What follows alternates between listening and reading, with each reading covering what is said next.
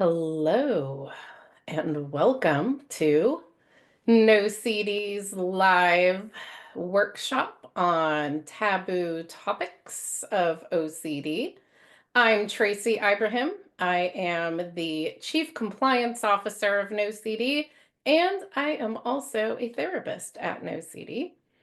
And I have well over 40 years of lived experience of having OCD. So, welcome. I am very excited to talk about this topic today, which probably sounds weird. Most people try to avoid taboo topics.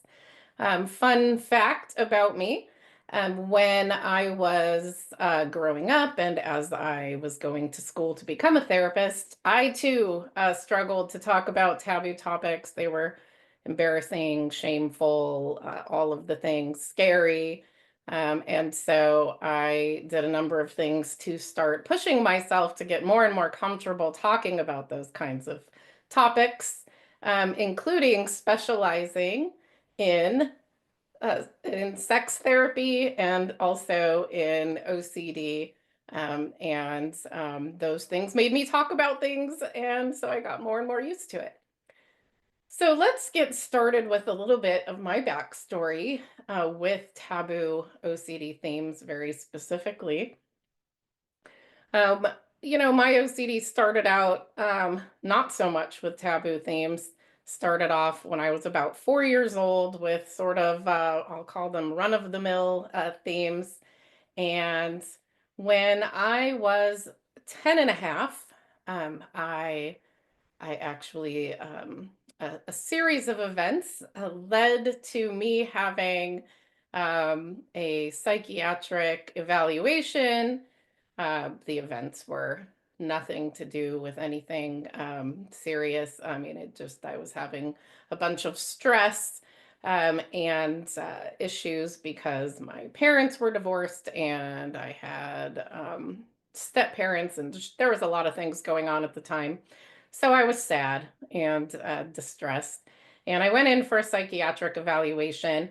And sure enough, I ended up being asked this question, which is the very moment in which my taboo OCD themes began.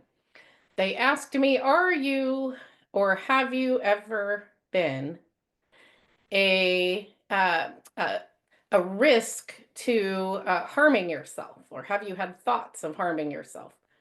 And I was really blown away by this question because I wasn't really sure what they meant. Like, what do you mean harm yourself? Like fall and, scrape my knee? I mean, I was roller skating, I broke my arm. It was a little confusing.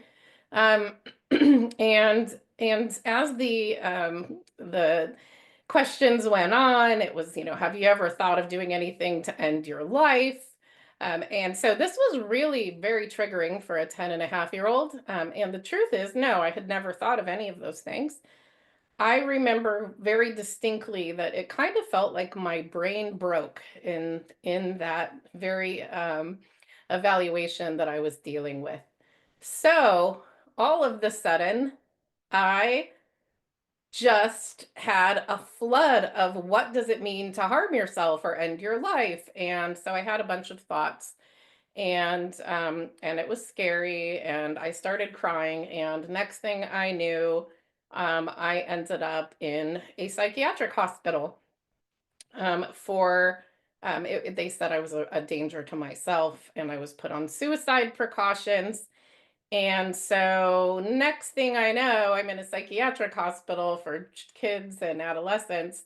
And I'm 10 and a half, and they have this big giant board, and it says, Tracy, and it says suicide precautions. And they took my stuff away, and all I could think about was, oh my gosh, I'm in a facility for people that want to harm themselves or end their lives. Because obviously at 10 and a half, I don't really know what psychiatric facilities are. But that's how all of my taboo themes started. So this led to a long string of hospitalizations. I ended up being hospitalized just that time alone. That was my first hospitalization, and it was 6 months. because every single time a therapist or a psychiatrist would ask me, "Are you having thoughts of harming yourself or ending your life?" I would say, "Yes, of course, that's all I think about." Why is that all I was thinking about? Well, because they had brought it up, and because I had undiagnosed OCD, and they were not trained like most people in OCD in terms of how it can present itself outside of the neat, tidy, germaphobe sort of general idea that people have of people with OCD. And so, of course, I was mistreated and misdiagnosed, and they put me on different medications, and it just ended up in a cycle of 9 years of hospitalizations. So that was my first taboo theme. I still have it to this day. Suicidal OCD. A lot of people don't know about that.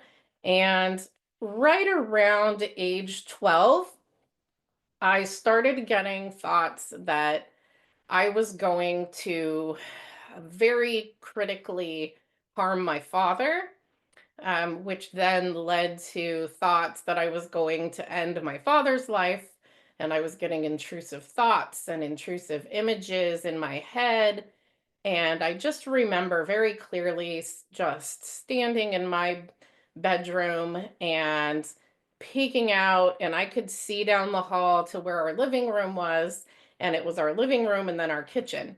And if my dad was in the living room, I wasn't going to the kitchen. I wasn't going to get a drink. I wasn't going to eat anything because I was just afraid that if I walked anywhere near him, that I was dangerous and something was going to happen to him.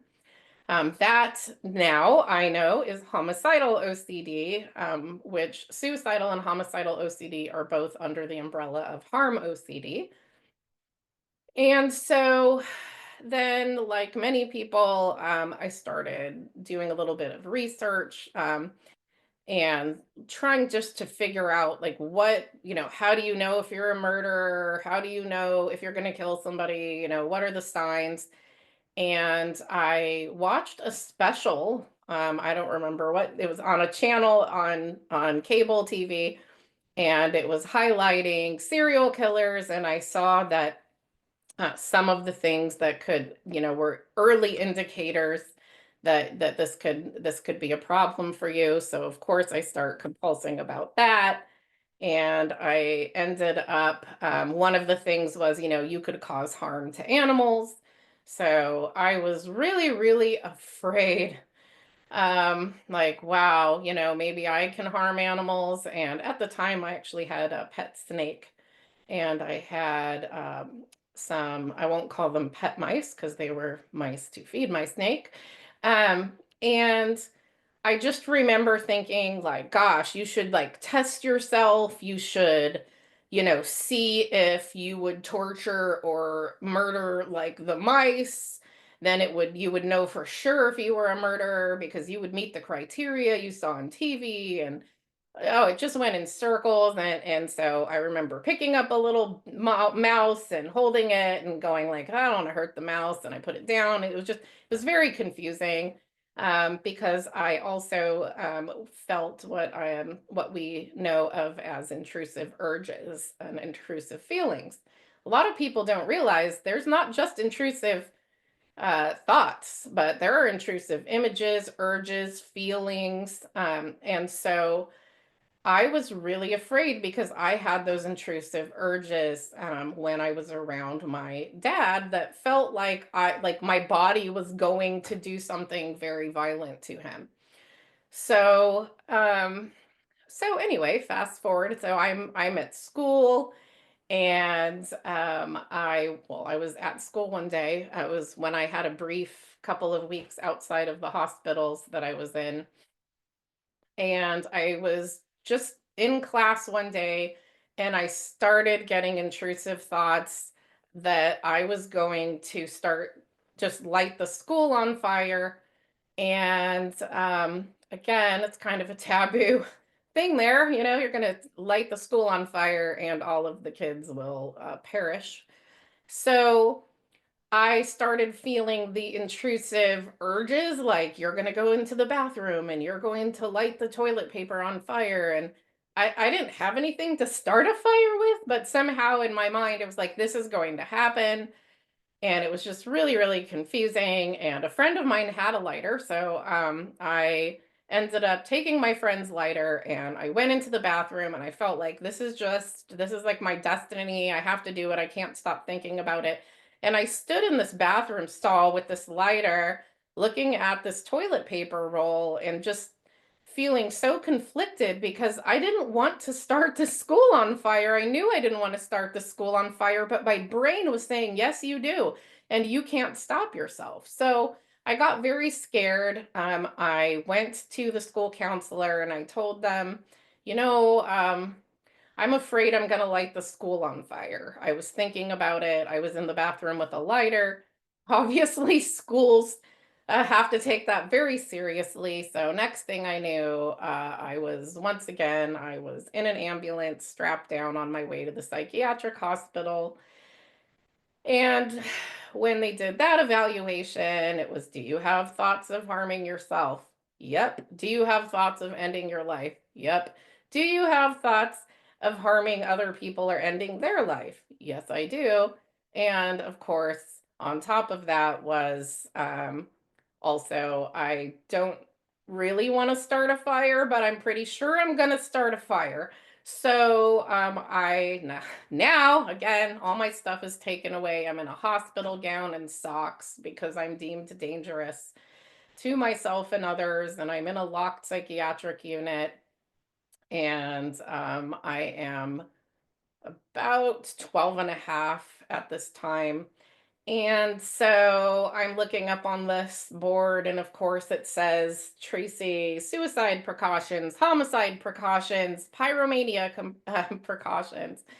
And I'm just thinking, gosh, I am a really dangerous kid. This is nuts. Like, these are professionals, these are psychiatric professionals specializing in people with mental illnesses. And I didn't think I had a mental illness. I just thought I was a murderer and I was suicidal and apparently very dangerous. So, this is what happens when you don't get proper care. This is what happens when you um, go to get proper care and people don't know about proper assessment and diagnosis and treatment and how to recognize when something is OCD versus a real situation.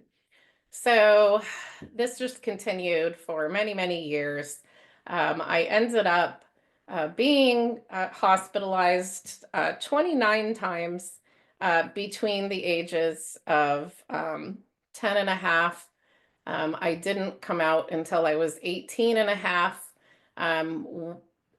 In that time, I cannot even begin to tell you how much clinical trauma this caused and how much worse my OCD became because, again, nobody told me it was OCD. They told me these things were real.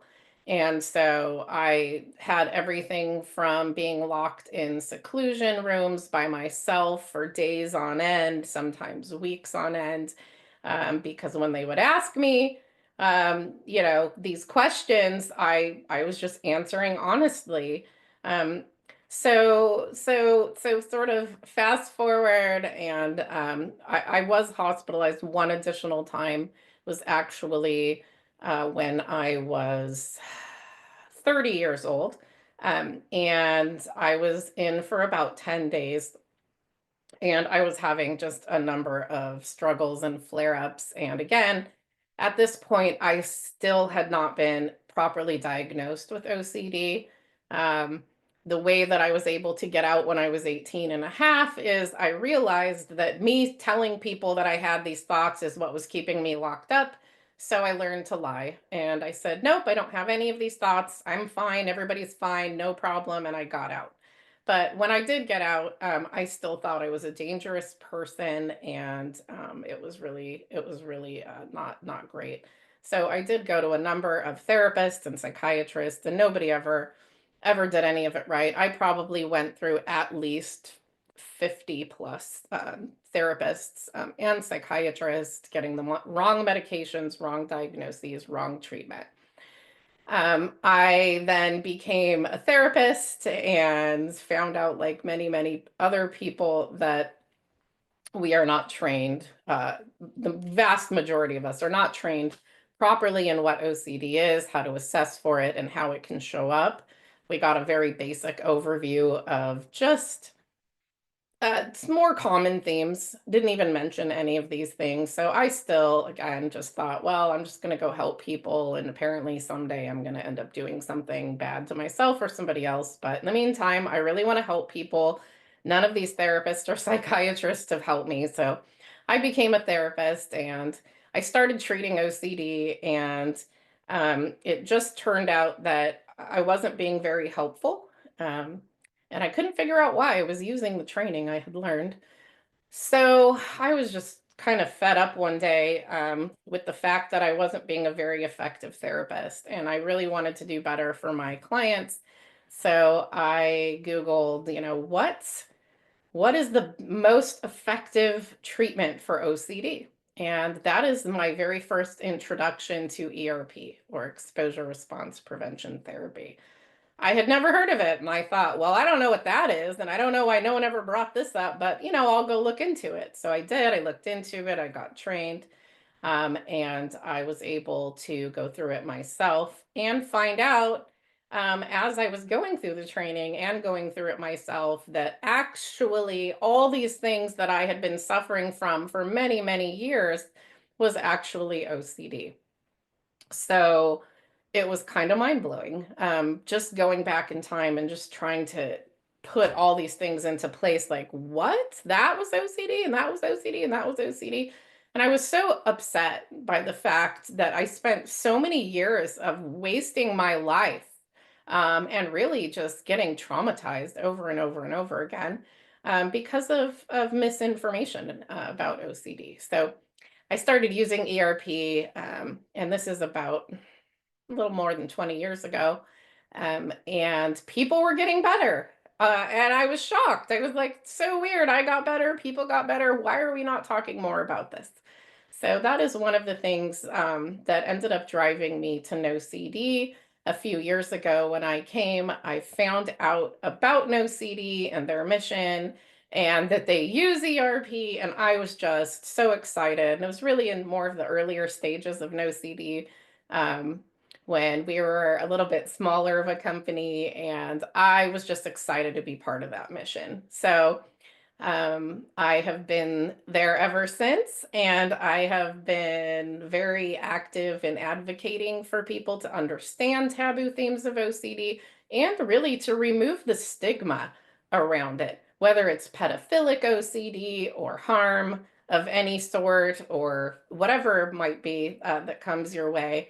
So I do things like advocacy through my Instagram social media as Taboo Tracy. I do things like run 2 community support groups for members of NOCD, very specifically discussing taboo topics and taboo themes of OCD to help normalize it and help people just feel a lot more comfortable talking about it and also realizing how common it is. So that is pretty exciting. I will say also that if you have any questions for me that you would like me to answer here during our time together, if you can please type them into the Q&A function at the bottom of your um, Zoom so that I can answer um, any questions that you may have. And just know that there's no stupid questions, bad questions. Everything is a great question, and nothing is too taboo to ask me. I've never heard anything actually that I've been like, what? Just to throw out a couple of ideas of common taboo themes that I actually see and treat and discuss all the time at NoCD are things like, again, suicidal, homicidal OCD, pedophilic OCD, fear of cannibalism, fear of doing various amount types of harm to people who you love or care about, fear of sexually assaulting somebody. The list could go on forever, but that is just a very um, high level idea of the types of things that come through. So let's answer some of these questions. How are you supposed to deal with intrusive mental images? I've heard you're supposed to let them come in and go on their own. And then I've heard you're supposed to focus on them until your anxiety decreases by half. Great question. So we actually deal with intrusive images, thoughts, urges, feelings, all of the above, no matter what it is that is intrusive that is happening to us. I should say intrusive and disturbing, um, the same way. The bottom line is that we don't want to compulse. I know that sounds very obvious, but that is the way that we uh, sort of gain control of our OCD so that it doesn't control us. So what we do, and I'll give you a couple of real life examples because I get intrusive images a jillion times a day. And I always use ERP to manage through those. So if you're working with a therapist, they'll give you lots of different ideas and tools that you can use. And I also have a lot of tools that I mention in my advocacy efforts. But yeah, that is not wrong. You just allow them to be there. Some common compulsions that people will do are trying to thought neutralize or thought replace or figure out why they have the thoughts or do something to erase thoughts. None of those things are possible. You're not in control of your thoughts. And fun fact, you also don't control or create your intrusive thoughts. They just exist outside of your control, and they are always going against your own personal values. So that is something that is really, really important to remember because they can be very distressing, but also people tend to feel a lot of shame and embarrassment. And shame and embarrassment doesn't belong anywhere in any mental illness, and that includes OCD. So, yep, they are there. You just let them be there, and that's it. So you don't try to bring them up. You don't try to make them go away. You just let them come and go. You've never had a thought that lasted forever. It's never happened. I know this because it's not possible. You will fall asleep or you will get distracted. So, yep, you just allow it to be there and you don't try to figure it out. You don't judge it. You don't compulse about it. You just leave it. So, something and go on with your day. I realize when it's there, it's hard to sort of ignore. But the bottom line is I kind of think of it like this because I get so many intrusive thoughts and they're always they're very gory and very unpleasant, I would say. I just allow them to be there and I think about them sort of like somebody stuck you in a movie theater with a terrible movie that you didn't ask to go to, but you're there anyway. So while you sit in that terrible movie you didn't ask to go to with those images, what is it you were trying to do before that happened? Is it that you were at work? Was it that you're at school? Is it that you were trying to go to sleep? Whatever it is that you're trying to do, keep doing that and just allow it to be there. That's my number one advice. All right. When you were first trying out ERP, how did you manage to resist the strong urge to do compulsions when you were so triggered? It feels so hard for me to sit with that feeling. So that's a great question. Um, I think it can be a challenge because, of course, initially you are learning skills, right? You have been compulsing as a reaction to those intrusions for a long time or for however long it's been happening to you. And so it's kind of like building a new habit, if you will. Nobody perfectly ever is going to never compulse because that's not possible. People will compulse sometimes. For instance, rumination. We don't control our thoughts. So if suddenly you find yourself ruminating about something, the only thing you really can do is notice that you're ruminating and then stop and then refocus on something that is not a compulsion.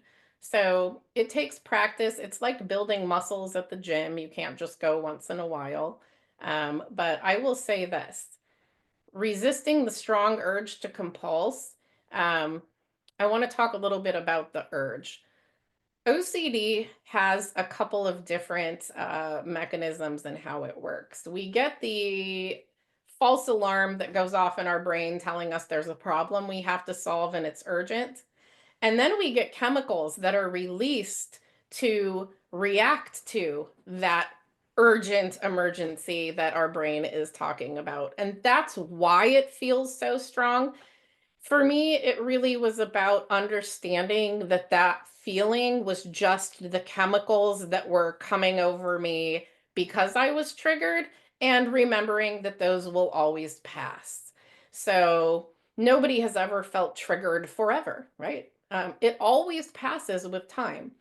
It also was very helpful for me to remember that if I do choose to compulse, I'm going to be sorry because it's going to feel worse and worse and worse. Compulsing has never ever solved anything or made OCD go away. It won't happen.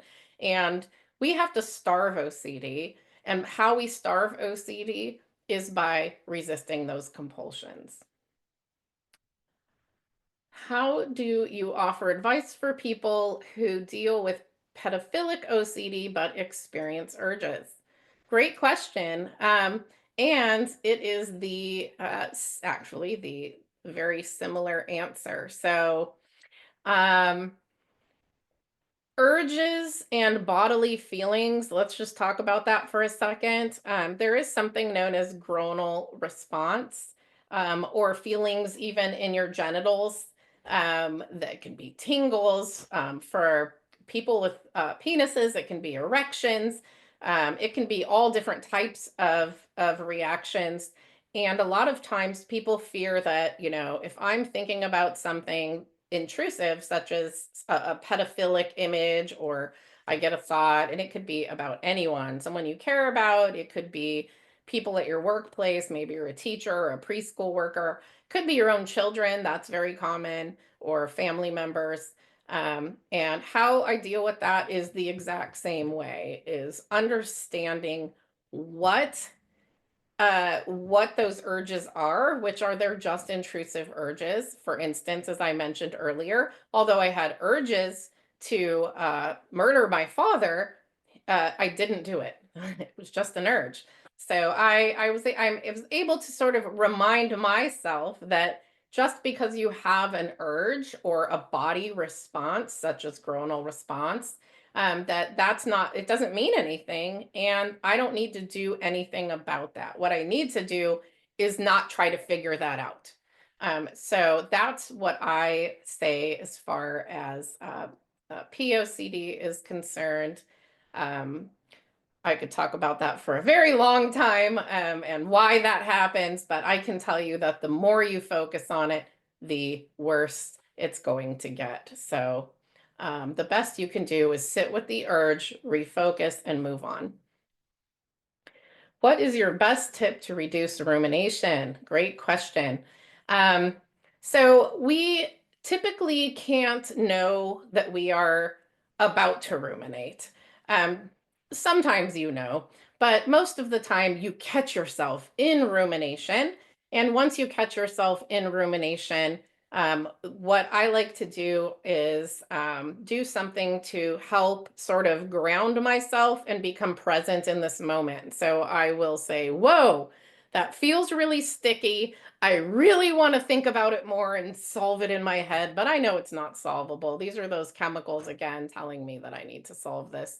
And do something that takes mental focus. I'll give you an example. Try doing a complicated math problem while ruminating. You can't. Try doing anything that is extremely mentally engaging and requires your focus, and you will not also be able to ruminate. So that is what I would recommend for that. Did you ever get scared to be alone at home with your intrusive thoughts? Yes, absolutely. Well, actually, depended on the situation, right? When with suicidal OCD, I was afraid to be alone because I thought I would harm myself. But I liked being alone in terms of my homicidal OCD because then it meant no one was home to kill. So, um, yes, but does OCD make you dangerous? Absolutely not. Does OCD make you have issues um, that are going to, become real problems in your life? No. And as a matter of fact, I always tell people, and this is 100% truth. Had I known about pedophilic OCD when my kids were younger, I would have insisted on having somebody with POCD be the babysitter of my children because they are the safest people, just like people who have any other intrusive thoughts or feelings or urges they're going to do something. We are terrified by this. We want to do the opposite. So OCD always attacks things and tells us we want to do something that goes completely against our values. Um, okay, let's see. Okay.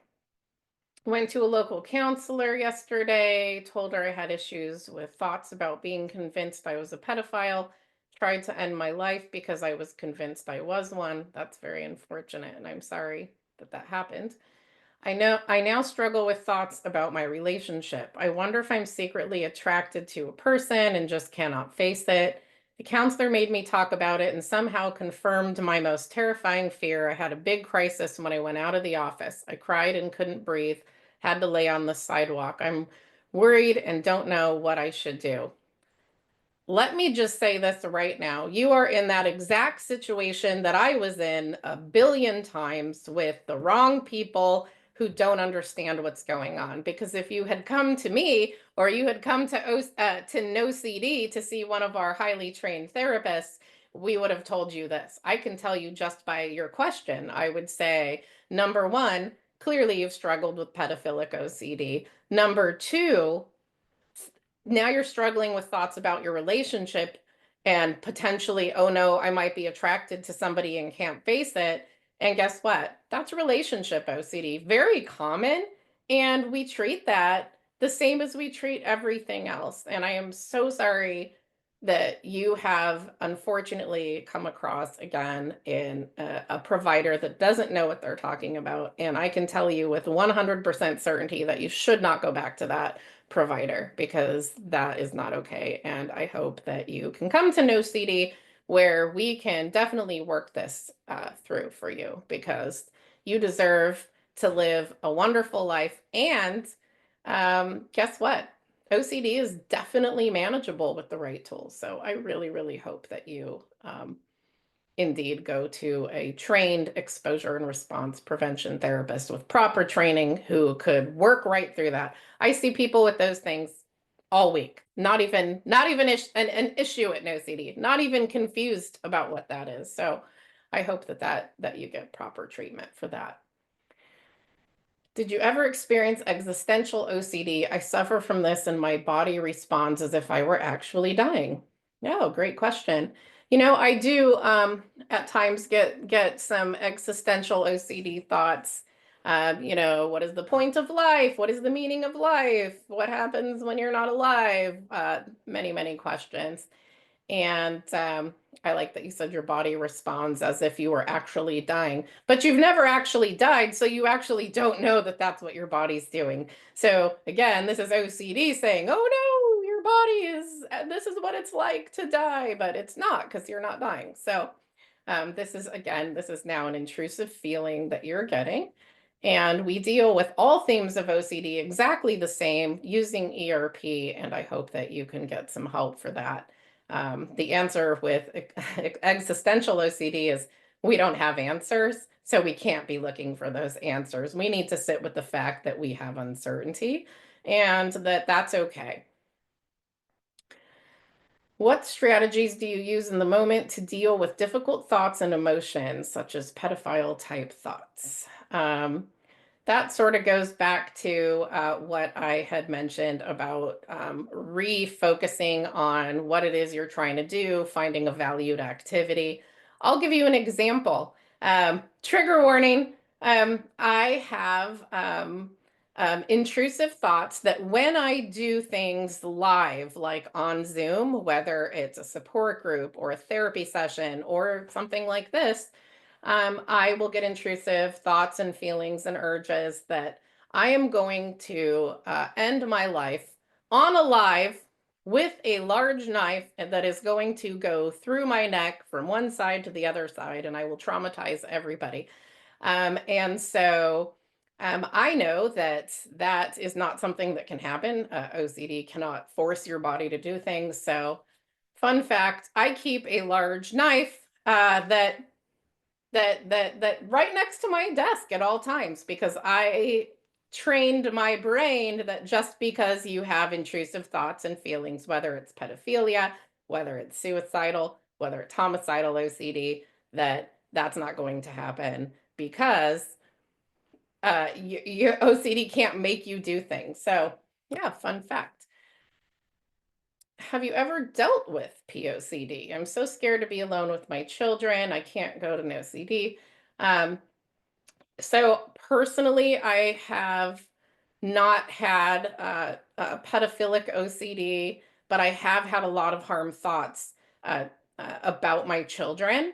And I will say this, it is so common. And if you can find an exposure response prevention therapist to go to, I highly recommend doing that because, again, you are very safe with your children. The reason these thoughts bother you very specifically is because you don't want to harm your children. So, hang out with your children and do all the things with your children because it's absolutely, they are safest with you, as a matter of fact. That's why these thoughts bother us and these images and these urges. So, again, it's the same thing. You're thinking, gosh, I'm going to do something inappropriate to my kids, so I don't want to be around them. Well, same thing, intrusive thought. I don't want to be around large knives because I might stab it through my neck, yet I can hold this knife and not stab it through my neck. Even though I have intrusive thoughts, images, and urges through most of this particular live that we're doing right now, and I'm just coexisting with it. And as you can see, OCD cannot control your body like a puppet and make you do things that you are against your will and against your values and morals. Okay, let's see. Oh, welcome from Bulgaria. My main complaint is the thought to hit somebody. Sometimes I feel an urge. Oh, I love that. I mean, I don't love that for you. I'm sorry you have that, but I have that as well all the time. Happens to me when I'm in public, when I'm at a restaurant, when I'm at the grocery store, when I'm on an airplane. I always think that I'm going to just and feel it like I'm just going to punch somebody in the face. It's usually very old people who are fragile, which makes it feel even scarier and worse. So I just walk next to those people, knowing again that OCD does not control my body. I know for a fact that you've never punched somebody in just because you felt like it. I certainly have punched somebody because I wanted to, but I've never punched somebody when OCD said I was going to. So it's actually something called thought action fusion that a lot of OCD people with OCD suffer, which is if I have the thought image urge, my body's going to do it. And the fact is, you're not. So, yeah. Is medication essential when in therapy, such as ERP? Great question. No. Also, I am not a medication provider, but I will say this. Um, some people are helped with medication and certain medications. You can go to the IOCDF website. Actually, if you Google IOCDF meds, a list will come up of commonly used medications for OCD and what those doses are. But I will also say this, not everybody is helped by medication. Some people are. And whether you are or not, you still need the ERP skills to help you learn how to deal with it on the day to day. No medication is going to, and no procedures that exist in the world today are going to erase your OCD for you. OCD is manageable, it is not curable. So, another fun fact, while I've tried a million different medications, none of them have worked for me. I am not on medications. I use ERP to stay well, and it's kept me well for 20 years. Okay, let's see. This is a little bit long, so I'm going to see here. So, somebody who is experiencing groanals, okay, and then you feel like you have to do something about it. And oh, goodness. Feel really self-conscious of that area in particular. Okay. I see what you're saying. Okay. Well, since I don't know exactly 100%, and totally, you don't have to share any of that information. I will say this. Sometimes people feel like OCD is going to sort of make them feel like they are going to do something. It could be feeling like you are going to be forced to masturbate. Um, Also, another fun fact, masturbation can be compulsive, especially if it's a checking compulsion. If I am masturbating or if I am in some sort of sexual activity with somebody else or myself, and I get some sort of intrusive thought or images or feeling, or groanal response, or even having an orgasm while an intrusive thought, image, urge comes in, people are afraid those go together and it means something. Doesn't mean anything. Um, I can tell you firsthand that it's very common for people with OCD to have those kinds of issues. So, again, groanal response, very normal to have feelings in your genitals. Doesn't mean anything. OCD likes to take one puzzle piece from one puzzle piece from a different puzzle, put them together and tell you it means something important, and it doesn't. So, yeah. So again, just trying to, I see that you're saying you're sort of trying to want to get rid of the thought or sensation. Um, and guess what? We can't get rid of thoughts. We can't get rid of sensations. We just sort of allow those to be there. These are things I talk about actually in my support groups quite often because people are so afraid of those. So, yep. Um, do people with harm OCD or taboo OCD engage in compulsive behavior? Yes, those compulsions tend to be things like checking, seeking reassurance, looking online, isolating yourself away from people that you think you might harm. Maybe you're avoiding things like sharp knives because you're afraid you might use it in a dangerous way. So, yes, all of those things can be compulsive behaviors. Um, I will also say that, again, none of the behaviors will be actually doing the things that OCD is telling you that you might do. Okay. Oh, thank you. It says you are an amazing testament. Um, oh, so sweet. So this person had POCD for more than 20 years, finally got into recovery for OCD, but really not until 2022, mostly gone away. I'm noticing it in other areas of my life. However, in scrupulosity OCD, as I was so afraid of the pedophilic OCD for so long, I really focused intently on my character. Now that the POCD has mostly disappeared thanks to ERP, I'm getting comfortable with my body and sensualness, which I have always been. It's tough to believe the truth that you can enjoy life. Can I talk about my experience with letting go of the lie that OCD tells us and how to get back into feeling good? Yes. I will say that honestly, it's never going to feel amazing, right? A trigger is a trigger. When we get triggered, it feels real, it feels urgent, and For me, one of the most important things that sort of helped me cross the bridge into not allowing OCD to control my life anymore was understanding what OCD is and how it acts in our bodies. So, um, I cannot tell you how many times a week I get intrusive thoughts, images, urges when I'm taking my daughter somewhere and we're leaving the house and we have wooden stairs. And I always just imagine me pushing her down the stairs and she's just going to and I have very yucky images and it feels yucky and it feels real. But I'm also aware that I have OCD and that it's just another theme like any other theme, whether it's scrupulosity, whether it's POCD, whether it's harm OCD. All OCD is just OCD. Some people think, oh gosh, I have a taboo theme, it's worse than other people. It is not, actually. I have contamination OCD, and I can tell you that that has always bothered me more than most of my other themes to this day.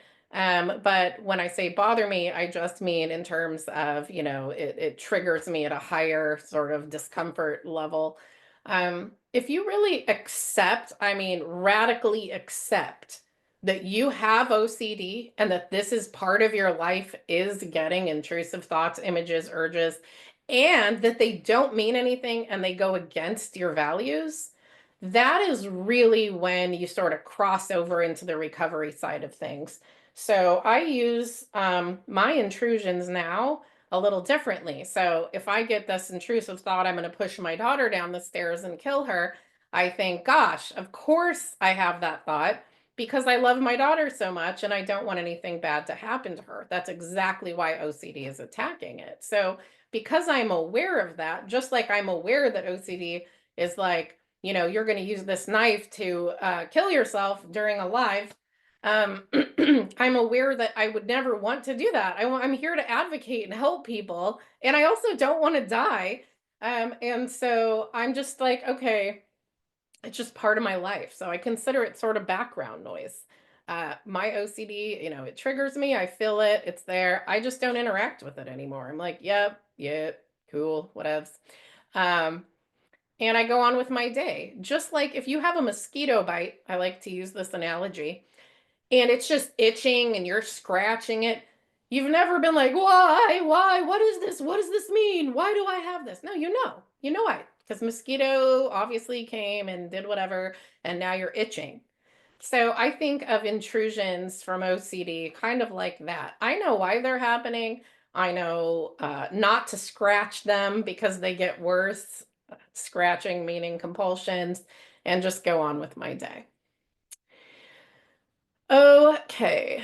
The thing I have always struggled with is accepting that I do have thoughts that are taboo, and I think they reflect badly on me. I mean, they do, but I'm hoping they are within the realms of normality. Well, let me first say, no, they don't reflect badly on you because, again, thoughts that are taboo, that are intrusive, okay, any intrusive thoughts, we don't come up with these. These are not our thoughts. These are not coming from our values. I don't, the thought that I might stab myself with a knife or push my daughter down the stairs or kill somebody or punch somebody, those aren't my thoughts. These are created by this false alarm that OCD does. They don't belong to us. So there's no reason for us to feel bad. I don't feel bad at all. I never feel bad about my intrusive thoughts, whether they're taboo or not, or my feelings or my urges, because I don't judge other people for having mental illnesses, and I wouldn't expect them to judge me. And I don't own the content, and neither do you. So just remember that this is not it doesn't belong to you. A workbook that I love for people who tend to be hard on themselves and really feel bad and not giving yourself the self-compassion you deserve. Kimberly Quinlan has a workbook called Self-Compassion with OCD Workbook. And I'm a fan of that because it teaches you to be nice to yourself. What can you share about self-harm with teenagers, specifically when they share they enjoy cutting and have constant suicidal ideation? That's a great question. That is really more of a clinical consultation question. Some people do self-harm for reasons outside of OCD. I used to self-harm for reasons outside of OCD, just depression and trying to escape things. Um, but yeah, a lot of work on coping skills. I'm a big fan for people who don't have coping skills, who this is outside of OCD, uh, doing some dialectical behavioral therapy or DBT when it comes to not being able to tolerate distress. And again, being 100% clear, never would I use DBT to treat OCD, ever. I'm talking about outside of that. How should I cope with the guilt and shame of thinking of harming my family? Had OCD for 20 years, and this is its latest manifestation. Yep. Again, highly recommend that you remember that these thoughts are not yours. They don't belong to you, and they bother you because you don't want to harm your family. Okay. I started getting intrusive thoughts that I was going to murder my husband. This is a really fun way, that by feeding him high cholesterol foods that would kill him slowly over time. I don't feel bad about that because obviously it was bothering me because I didn't want to do it. And so I just sat with that discomfort. But we need to be nice to ourselves and be compassionate to ourselves. Just like you're hearing my story, and I would assume that you're not thinking, wow, she sucks. What a bad person for having all those difficult thoughts. She should have been locked up. I doubt you're thinking that. If you are, that's okay. But I don't think about myself that way. I don't think about anyone else who has OCD that way, because again, that would be like judging somebody who has depression because they have depressed thoughts. That doesn't make sense. So again, be really, really nice to yourself, and maybe even think about getting that workbook. Just wondering if you have any tips on navigating sexual intrusive thoughts whilst being intimate with your partner. Find it really difficult to let these go and often stop when they occur. Yes, I talk about this as well in my NOCD support groups quite a bit. Remember that your brain is where OCD exists. So wherever you are, there's OCD as well. Sometimes it flares up, sometimes it doesn't flare up. But when you are having sexual activities and it comes to mind, I like to think again about what is your value in that moment. If you value being intimate with your partner and you're getting intrusive thoughts, it doesn't mean anything. It just means your OCD is flaring up. The more you pay attention to it, the more obvious it will be, and sort of take over your moment. So I would suggest focusing on your five senses. You know, what do I see, feel, taste, touch, hear? In this moment that I enjoy, and allow those intrusions to just sort of be background noise, background stuff going on, and focus on what it is you're trying to do, which is have sex or be intimate. My daughter has a religious OCD. She's trying to be perfect and it scarred her. She doesn't listen to my suggestions. Oh, well, ERP can whip that into shape. We even have support groups on religious and scrupulosity OCD. So again, ERP, we deal with religious and scrupulosity OCD the same we do as every other theme. What type of ERP do you recommend for intrusive thoughts like, what if I want to have sex with someone besides my spouse? What if I'm more attracted to someone else? I can't give you very specific therapy to do because I'm not your therapist, but that's something you could work out with your ERP therapist. That is relationship OCD. I can smell it all the way from here.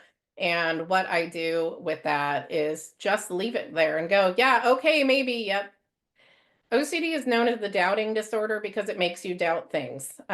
So again, I do have some relationship OCD. It says, are you in the right relationship? Is there somebody better for you? Blah, blah, blah, blah, blah. The answer is sure, probably, I don't know, maybe, okay. That's what I say to myself.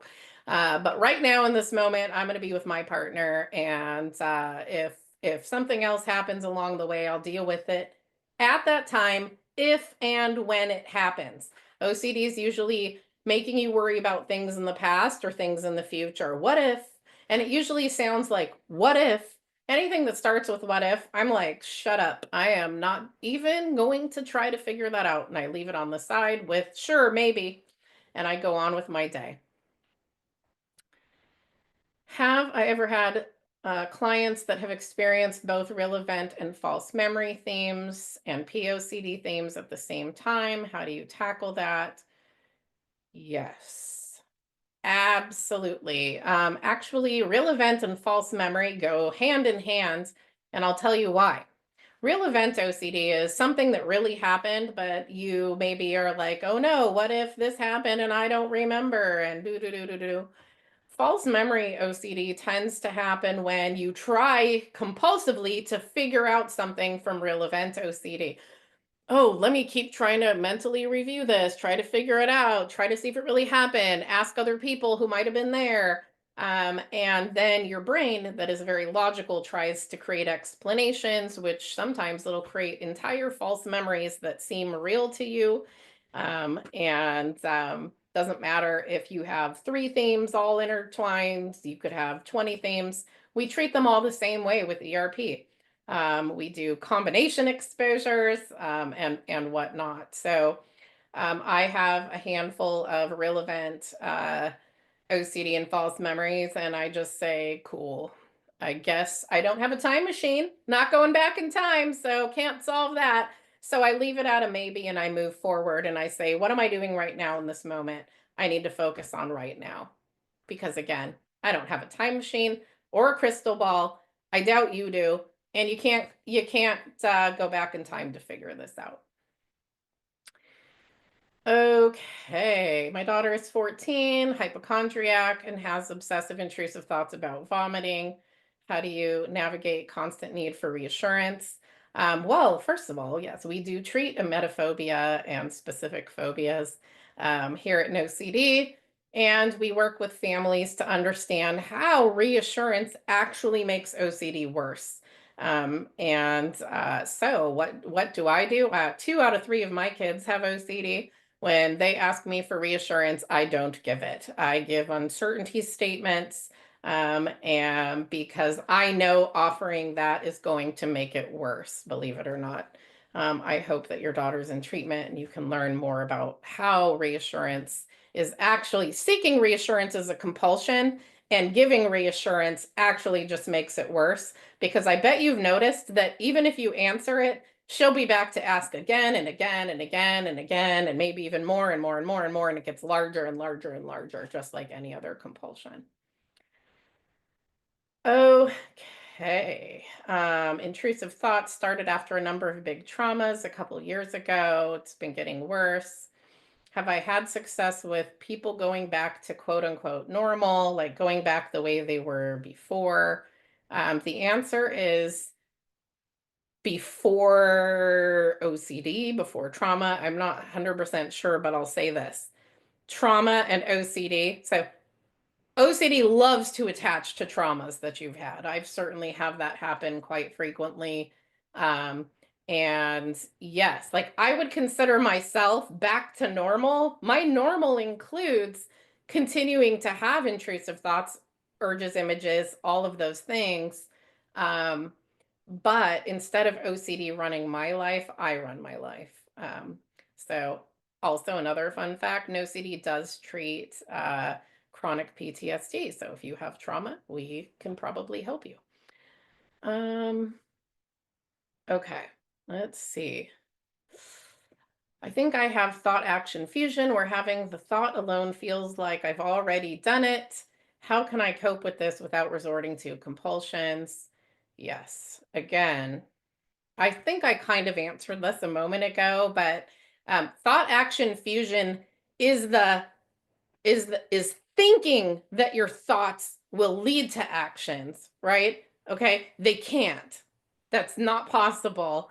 And it sounds like what you have is real event OCD and some false memory. So again, if you can't be sure you actually did those things, you don't have a time machine, you don't have a crystal ball, so you're not going to be able to solve that. So that is the situation with that. You leave it alone and you focus on present moment. Leave it at a maybe. It's the truth.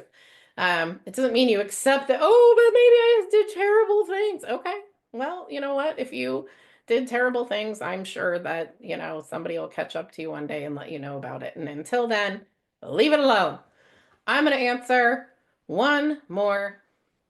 Have you ever treated someone with POCD mainly toward their own child? I feel like a monster and I want to know I'm not alone. Let me just tell you, I do this very frequently in my support groups, and I'll say, how many people in here have POCD? And it's like 80% of the people are like, yeah, I've had that toward my child. Um, yes. So again, OCD attacks what we value. You value your child. You don't want to do things that are bad to your child. And that is why OCD is saying that to you. It is so common to go against your children, babies, infants, uh, older children, doesn't matter. It is so common. We deal with that with ERP. We help you understand that you're not a danger. So I hope that this was helpful for you today. And if it was helpful and you're interested in finding out more, you can go to NOCD.com and set up a free consultation to find out more about our services and what we can do for you. You can follow us on the socials. And I hope to see you maybe in one of my taboo groups or on my Instagram, where you can get more facts about taboo OCD and what it is. And NoCD has a ton of blogs and articles on taboo themes, and you can find a lot of information there. Just stay with the factual places of information. Don't go down the doom scrolling of trash that exists on the internet. Thanks again for joining, and I hope you all get to the other side of your OCD and get in control.